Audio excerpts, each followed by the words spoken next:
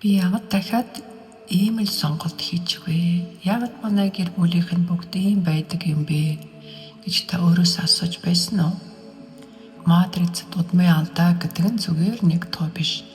Энэ бол үеэс үед үгээр биш, харин үйлдэлээр айцтайгаа тэмцэх хэв маягаар дамжин үлэгддэг, үйл үзэгдэх програм.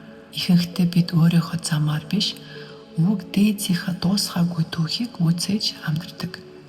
Матрицаас харж болох хамгийн түгээмэл дөрвөн алдааг зөвлөх хүний өнцгөөс тайлбарлая. Мөнгөний суугдах үнэнч байдал гэж нэртэй удмын алдаа байгаа. Удамд хөрөнгө хураах, мөнгөтэй харьцах үед ямар нэгэн травма, хилмигдүүлэлт, тампуурал, их мөнгнөөс болсон зорчил гарч байсан бол энэ таны матрицад блокоор илэрдэг. Ямар шинж тэмдгүүд байгаа гэвэл та хичнээн их ажиллаж мөнгө тогтохгүй байх, эсвэл тодорхой хэмжээнээс дээш гарахаас дотоод айдас төрөх. Зөвлөгөө гэвэл энэ бол салхуурал биш, энэ бол би аав ээжээс илүү баян, илүү жаргалтай байж болохгүй гэсэн удмын үнэнч байдал.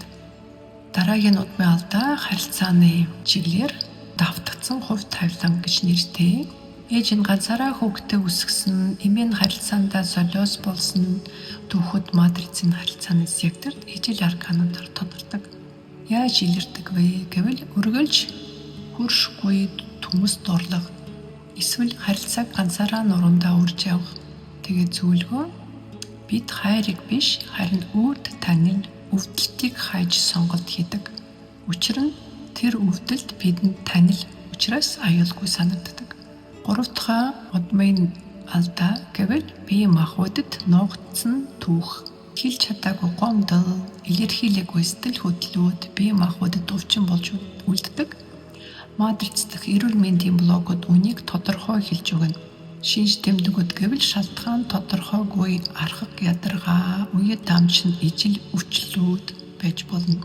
Зөвлөгөө гэвэл бие бол таны удмын түүхийг хадгалдаг архив. Таны твчих өнгөрөөсөн бүх нь биеэр дамжин үг хэлдэг.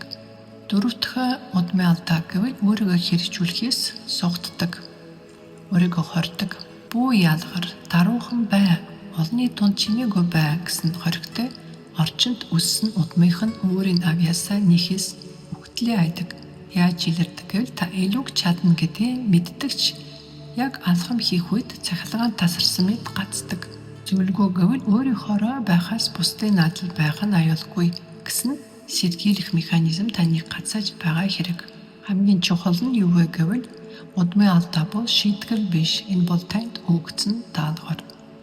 Та өөрийнхөө матрицыг уншиж, эдгээр сценарийг ухамсарлаж эхлэх тэр мөчид удмын гинжин эхлэхээ тасардаг.